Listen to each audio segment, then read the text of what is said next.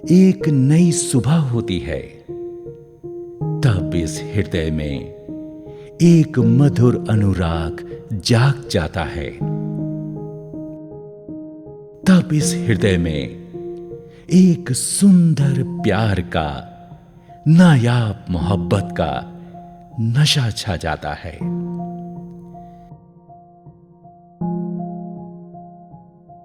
जब मैं अपनी आंखें खोलकर अपने हृदय में सच्ची मोहब्बत का, अपने सच्चे प्यार का अनुभव करता हूं,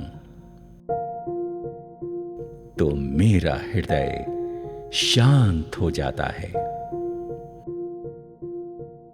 मेरे लिए यही असली मोहब्बत है, जो आपके और मेरे बीच में है।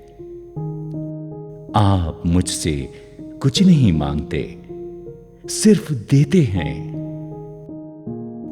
यही है दिली मोहब्बत।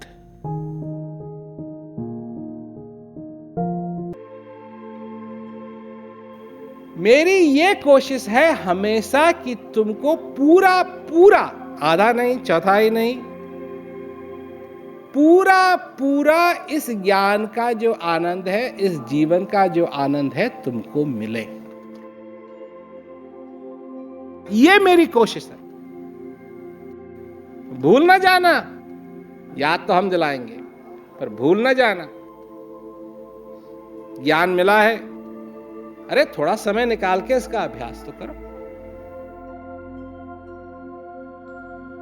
रंगने दो अपने को, और जब रंग जाओगे तब तुम्हारे मुंह पे जो मुस्कान आएगी वो अलग ही मुस्कान होगी।